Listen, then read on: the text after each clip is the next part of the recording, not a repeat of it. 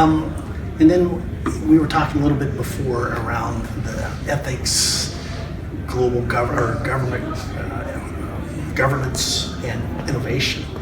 Where are you seeing that work the best in the world? And what is the best combination for that? So the combination happens in different steps. The first step is understanding that we need ethics, which is something that wasn't really the case a few years ago. Usually when you walked into a room and you would say, well, I do ethics, people would be a little bit like on the tense side, because it meant you are there to tell them what they should not be doing, which innovators don't like to hear. But today the situation is very much different, because I think it's quite clear to everybody that digital technologies are really reshaping the world. So ethics as a compass, as like giving direction, is really important. It works best when, well, on the one side we have regulations, laws, which are already somehow underpinned by ethical principles, so they are fair and just, if you wish. And when ethics is able to, support innovation, trying to identifying risks and avoiding them, but also identifying the direction where we should be going to build a better world. So when ethics is able to fill that post-compliance, legal compliance space, that's where it gives its best, because it's something that doesn't necessarily create antagonisms, but is actually able to identify different interests and harmonize the different interests for the benefit of all the possible stakeholders. So where do you see in the world that's working the best right now? Is that the EU? I should say the EU and the UK, because I am more, I live in this area and I'm more familiar with the expertise and the efforts run in that place.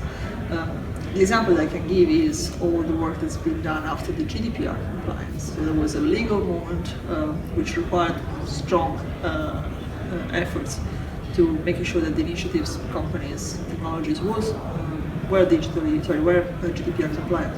But also that brought a lot of discussions about what should be done, to become even better than just compliant.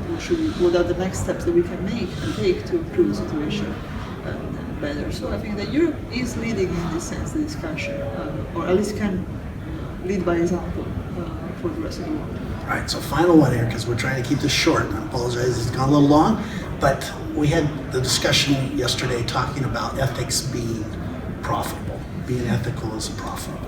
You got any thoughts on that? Well, I mean, it's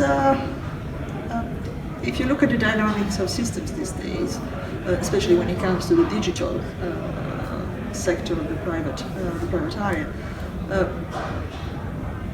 products and services are sold to customers as long as customers trust the company. And trust is normally based on the reputation, the trustworthiness and the reputation of the companies. And what we see is that whenever there is a ethical backlash or a scandal, well, the companies suffer of this kind of breaches of trust. And so if they want to maintain their customer base, they have to show that they are trustworthy, so behave in an ethical way.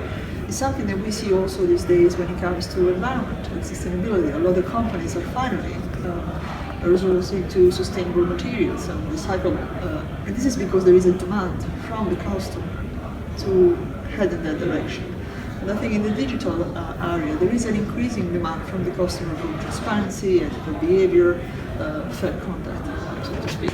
And I think this is a good dynamic. I mean, the more we expect the more we hold these companies to our standard, the higher is the pressure for them to behave in the best possible way, or at least make an effort in that direction. All right. Well, thank you very much. Thank you very much. Dr. Mariarosaria Taddeo.